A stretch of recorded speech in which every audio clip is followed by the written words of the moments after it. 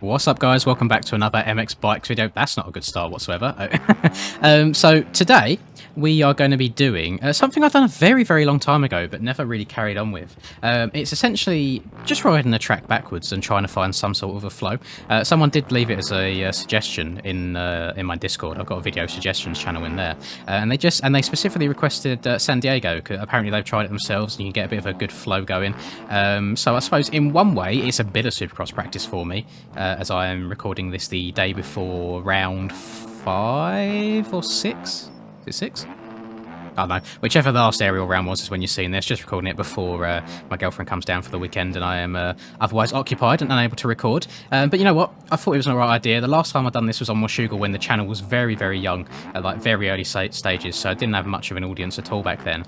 But I think it is a good concept, and I think for a few reasons. One of course, is it makes the tracks a whole lot more interesting. You know, I mean, if you ride it one way, you'll probably get bored of it after a while. If you ride it backwards, then it's technically a whole different track, so it should be really good fun. And then I suppose secondly, you're hitting jumps a way that they're not usually hit. Like the faces are going to be a lot different. Obviously you're hitting landings rather than takeoffs, or you're hitting the backside of takeoffs, and I think it kind of helps with bike skill overall, because you're putting yourself in situations that you normally wouldn't be in, which makes you have to kind of adapt to the track a little bit more, which is one of the reasons why I quite enjoy that's not a word quite enjoy enduro on this game, just because I feel like it challenges you a lot more. It puts you in situations you really usually wouldn't be in, like really low speed, tight technical stuff you don't really see often in MX bikes, and I believe it helps me with my bike control overall.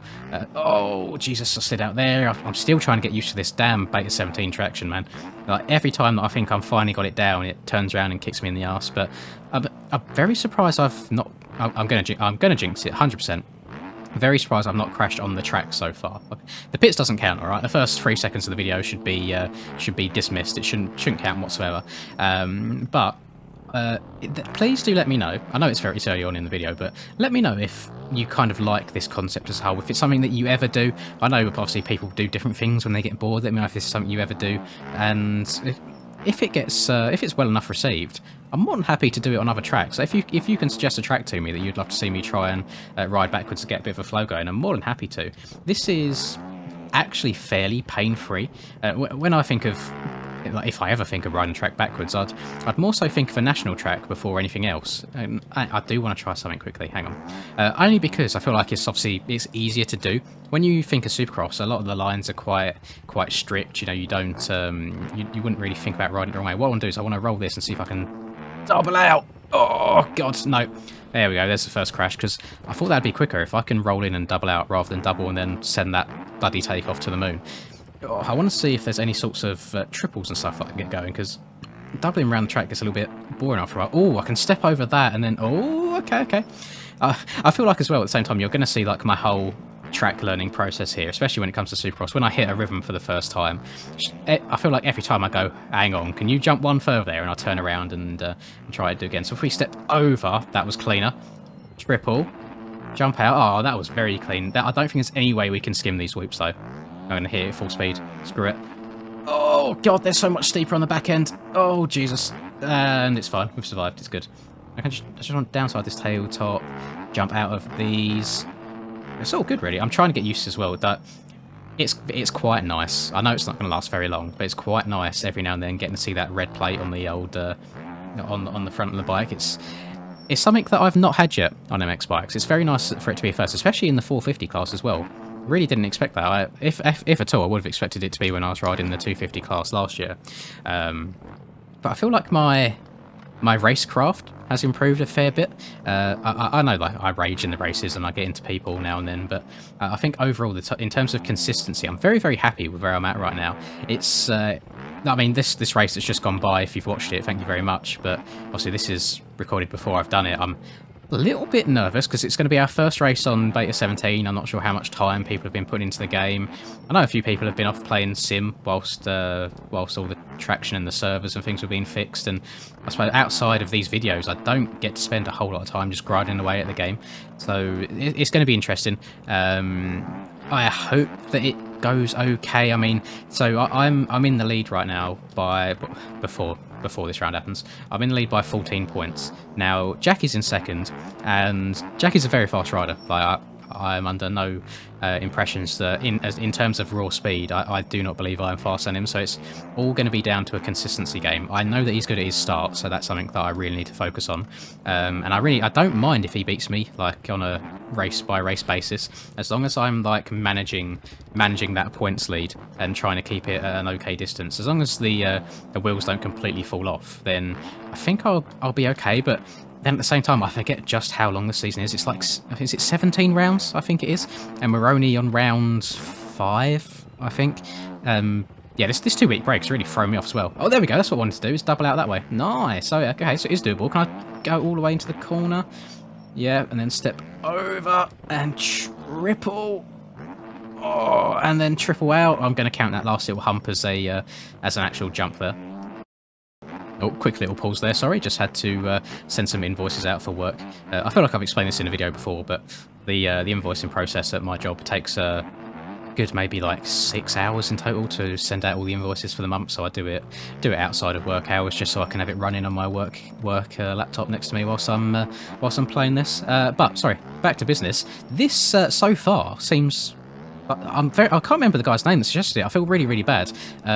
But really, really good concept. I'm glad that you kind of suggested this track for me as well, because I feel like this isn't going to go this well on many tracks, so to find a track where you can kind of double and triple your way through most sections backwards is really, really nice. So if you do have any other tracks like that, please let me know, because as I say, I've only done this on this track and Washougal as well, like the stock Washington track that comes with the game.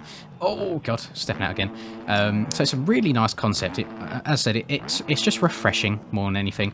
If you feel like you've kind of run the game into the ground and you're bored of it and you want something different, try this. Something else that I've done in very, very early days of the channel, which I'm very tempted to revisit now that I've got more of an audience, is to try playing on the game on keyboard again, because I do get a lot of people commenting saying, can you play this game on keyboard, like if they're thinking of downloading it. And I've done it once and it was so difficult. Now, I know it's obviously a case of muscle memory and I've learned the game on controller and I have no idea how to do it properly on a keyboard, but it was so hard. Like it's so sketchy, kind of going all or nothing everywhere, because you've not got an analog. You can't kind of do incremental changes. You just have to like tap away at the buttons. If you're actually at a good level on a keyboard, then my hats off to you. I know that there was someone that used to be quite a high level on MX Simulator and he played keyboard for the longest time. I think his name was Simon Sonter. I'm not sure what he does nowadays, but he used to be really good on Sim on a keyboard, and I haven't got the dexterity for it. Me and keyboard and mouse games just do not work out too well. Like playing Valorant, for example, I find it I change my keybind so much, but I find it so difficult to like really quickly go from like walking to changing weapons and such. And any game that allows me to change weapon, for example, on the scroll wheel of my mouse, rather than pressing like 1, 2, 3, 4, I will always try and doing it on my scroll wheel. And I put a lot more buttons on my controller than I probably should. Like I usually have crouch on my controller, my mouse. I have crouch on my controller. I have reload on my controller, just to save my left hand, because I'm guessing it's just where I don't use it for much. And yeah, the dexterity is really not there. I'd be an awful guitar player, which is something else that I tried doing when I was younger. I'm pretty sure my grandparents bought me like a £200 guitar, and I used it for like a month learning very basic stuff, and then I just never touched it again. So I feel like I'm just that sort of person. I feel like if I start something, I really, really enjoy it for like a short amount of time, and then I just go off of it and start the next thing. I remember when I went paintballing for the very first time, just like not a professional like proper setting by any means. It was just more, it was for someone's birthday, so we just went paintballing. And I remember coming home from it that day and being like, right, I've got to buy all my own stuff. I need to buy my own gun, I need to buy a mask, this, that, and the other. And I'm glad I haven't, because I haven't been since. And that was a couple of years ago at this point. So although that is something that I would like to get into, although I am aware it's quite an expensive hobby, that. But very, very cool. I love some of the things you can get, like the custom guns and masks that you can do is just insane. And I think it's a bit of a different scene as like airsoft, for example. I mean, I have never taken part in any sort of airsoft thing in my life. However, every video that I've ever seen on YouTube has been, it just looks like grown men like cheating and moaning at each other, which just isn't my idea of fun. Yeah, I've done a fair few things in my time, and I always seem to like get really into them at the start and then never touch them again. So maybe it's just a personality thing. I do have quite an addictive personality, I find. But where are we at now? Oh god, how's it already been 10 minutes in? I'm gonna have to make this one a fairly short video actually, because I'm quite busy tonight. So unfortunately, I will have to probably cut the video here. However, really enjoy this as a concept as a whole. So as I said, please do let me know if there are any particular tracks that you'd like to see me do this on. This is San Diego. I'll put the link in the description, of course, and give it a go and let me know what you think, because I feel like it flows surprisingly well. I didn't expect it to be as smooth as it is.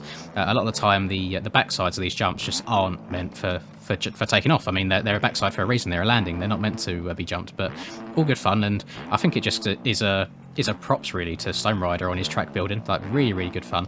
And yeah, definitely give it a go. And most importantly, leave a like, comment on the video, subscribe if you're new to the channel to help the channel grow. And most importantly of all, I'm going to start saying this at the end of every video now. I feel like it's my catchphrase at this point. I hope you have a lovely rest of the day, whatever it is that you're up to. So I'll catch you guys in the next video. Peace. My tent way too damn dark. Laugh in your face like man dark. Came a long way from the bad days way back. Had to burn down that landmark. Seen some things I ain't really want to see. It's all good, that's what made me me. Now who would I be if I had it easy? Used to break down, now I'm in a 350. Like whoa, I've been laying way too low. Had to switch up and change my flow, cause I'm back from the block. Had to bust some rocks and dust off the dust to get back in the box. Now why you wanna